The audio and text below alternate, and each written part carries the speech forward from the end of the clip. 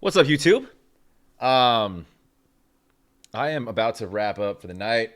I got to wake up real early and drive to California. So, um, hey, if you're new to my channel, do me a favor, go to Ren's page and throw him a like, throw him a subscribe. All his shit is awesome, really interesting, and all very different. It occurred to me. And of course, if you like hanging out with me, do me a favor, throw me a like, subscribe if you want to, and comment down below.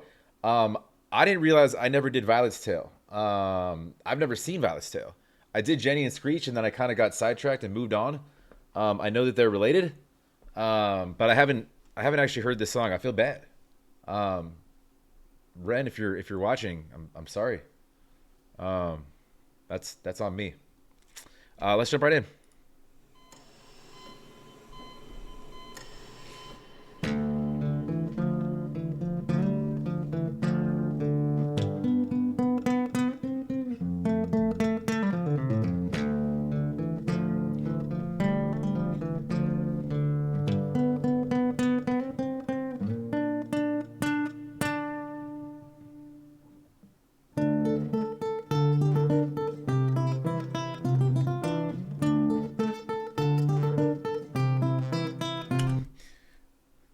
The first part of that had these like the riffs he was playing had like these sort of like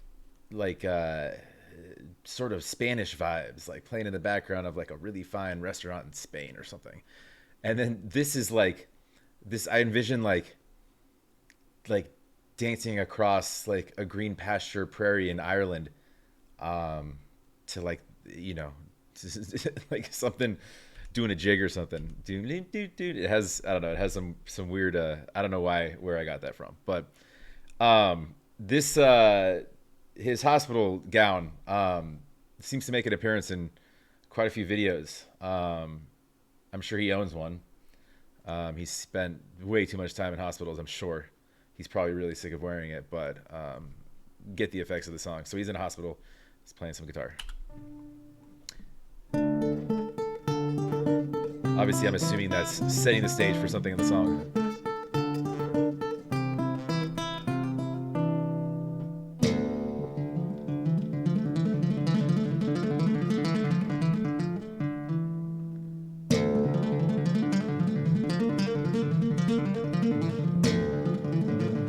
Same with the same vibes.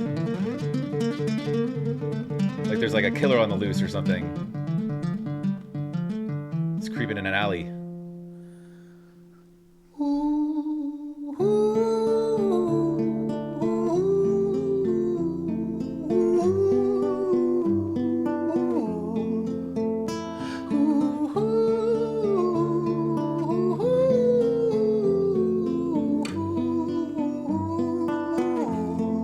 I try to pay attention more when he emotes in his songs because it usually ends up having to do with something. Right now, he looks very nervous and he's like looking all around to make sure that there's either that there's no one around. It looks like he's nervous that there might be somebody around because he's doing this thing and he looks a little worried.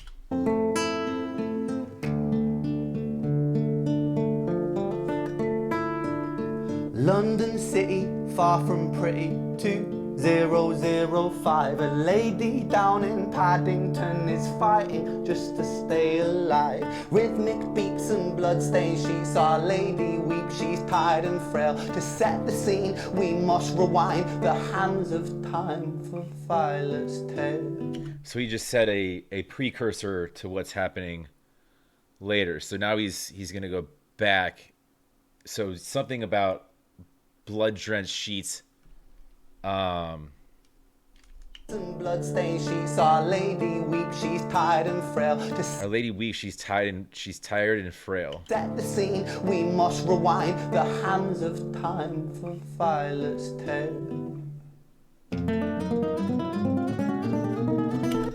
That's cool how he did that. It's almost like the you see that on like movies and stuff when they're sort of rewinding and flashing to a scene. That's what he just did, like that kind of like it's almost like he's rewinding it himself.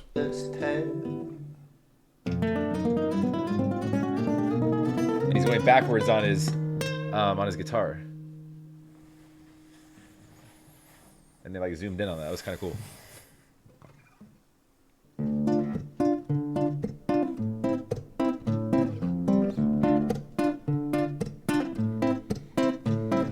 Violet was a silent girl, grew up with violent starts. Her mother was a drinker and her father was a bastard. You say she grew up with violent starts? Her mother, Violet was a silent girl, grew up with violent starts. Her mother was a drinker and her father was a bastard. Every night he took her tie but never left the room. I'll spare you with the things he did, I'm sure her mother knew. Oh, okay, so she came from a broken home. Mom was a drinker. Her father, he said he tucked her tight but never left her room. So she was being abused in some way. Mom didn't care. Mom was drunk. Mom was probably passed out. Violet was a silent girl, she moved out at 16. A semi-detached council flat, paid for by a welfare scheme. Packing shelves at Tesco, stacking jars like pickled bricks. Scheme. Packing shelves at Tesco, stacking. What's Tesco's? If y'all let me know in the comments. I'm assuming it's like some sort of store for goods because she's stacking pickled bricks. Flat, paid for by a welfare scheme. Packing shelves at Tesco, stacking jars like pickled bricks. She met a boy named Stevie and he was a little prick. Violet was a silent girl and Violet she fell fast. See, Stevie was the wrong one, but he sure knew how to charm her. Every night he took her tie but never left the room. Oh, so Stevie's an ass too. But he said the same thing. He used the same verbiage. He tuck her tie but never left her room. But weren't they together? So like, because he says he was a charmer, right? So he's a prick, but he's a prick with game apparently, or maybe she's reliant on this Stevie fella. He also said she was living off welfare in some sort of like I don't know. He's like the words he used, but some sort of flat. So she's not living too well. Essentially, is what I got from that. Every night he took her tie, but never left the room. History repeats itself. He'd paint her black and blue and dark. Okay, so she's getting beat up. She never stood a chance. The devil comes to dance. The devil comes to dance. She never stood a chance. So did he kill her? If he beat her up and the devil came, doesn't the devil only show up when and if you've died, right? The devil comes to dance. Violet, why are you always so quiet? On her bedroom door and he's irate. He's been drinking and smoking, he's up late. And he stands by her bedside, she shakes, but her eyes stay shut. You fucking slut, I know you're up. And he pinches her eyelids and folds them up. Violet, why are you lying to me, Violet? She stays silent, things turn violent. Sorry, I don't mean to smile. This is not a good story. I just really like when Ren does his storytelling because he goes from song into rhyme. He's just so talented that it's making me smile because I love watching him do this shit. Very sad story, and yes, I am gathering the words. He's knocking the door, creeping in her room. She's terrified.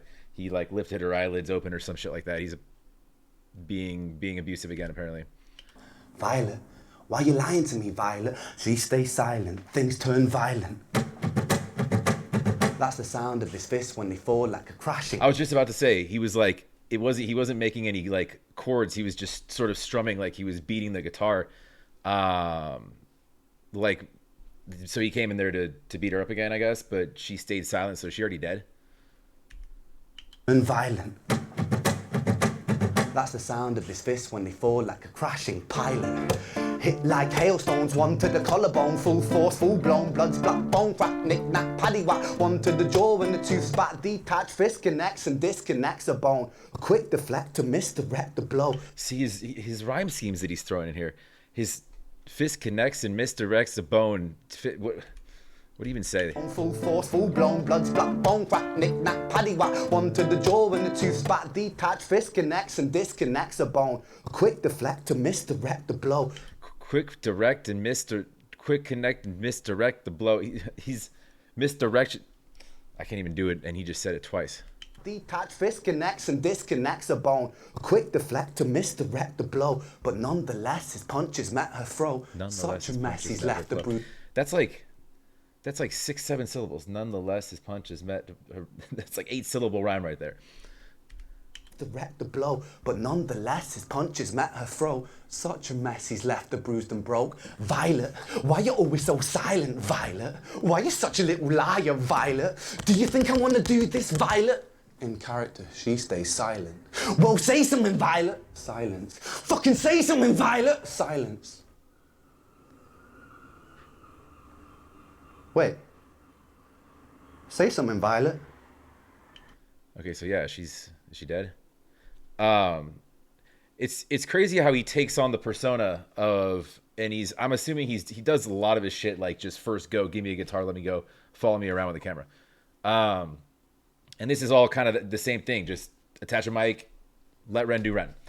And he's taking on Stevie's persona first, but he's taking on both because he's taking on Stevie's persona in talking to her and speaking to her, and that's where the lyrics are coming from right now.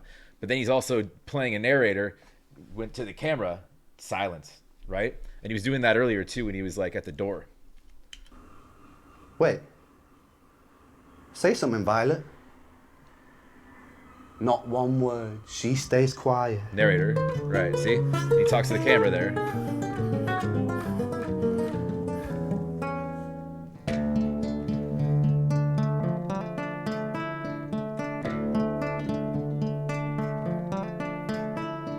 London City, far from pretty, 2005. A lady down in Paddington is fighting just to stay alive. The doctor, in a state of shock, saw something here so very wrong. See, Violet, she was pregnant.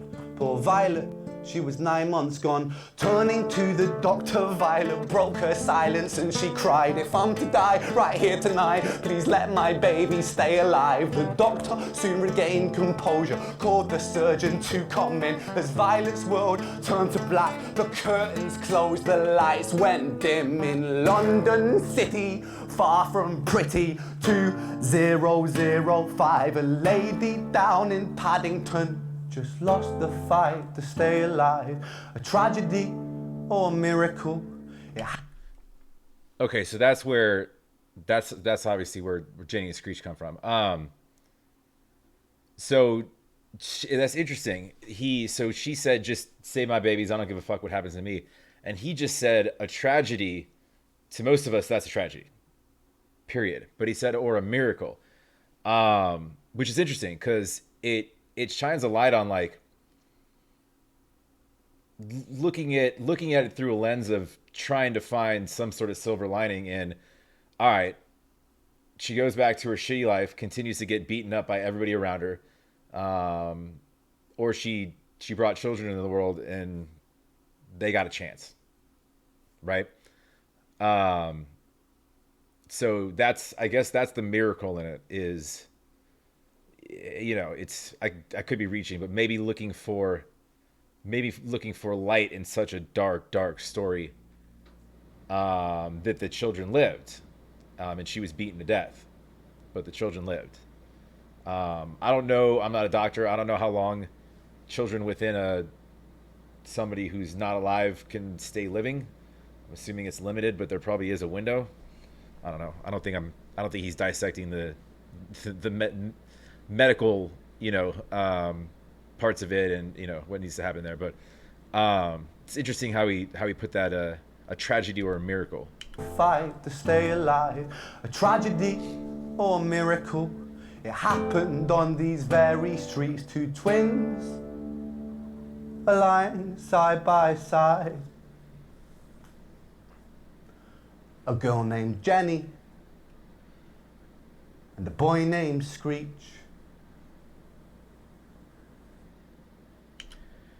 I probably should have watched that first. Why didn't I watch that first? Makes a little more sense now. Thanks, guys. Thanks for the help. I'm just kidding. Um, Dark song, um, but it helps to understand the story. Um, I did a Tale of Jenny and Screech. I didn't do the separates though. God, I got some work to do. Anyways, yeah. If you or somebody you know, I'm being serious right now, are in an abusive relationship, there is help out there. You can call somebody. You can reach out to somebody. You can find help. You're not always stuck, although you may feel stuck. Um, and I'll link a number down below. And there are ways to sort of circumvent that if you think that, oh, you're dependent financially on somebody or dependent in so many ways that you can't live without somebody. You can, and there is help out there. But that sucks. That should never happen.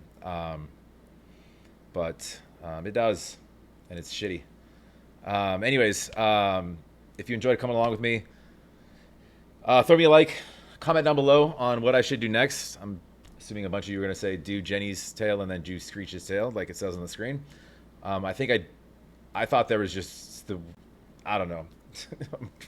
Ren's confusing me.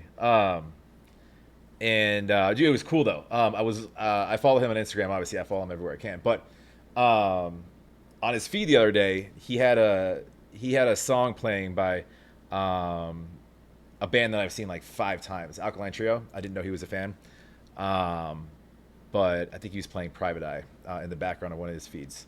Kind of surprised me a little bit, caught me off guard. I'm like, I know this song. This is not Ren's song. Anyways, yeah, like, comment, subscribe. And yeah, we'll catch you on the next. If we don't, send me all the positive vibes you can on Tuesday. That's when I'm going in for my surgery. Wish me luck.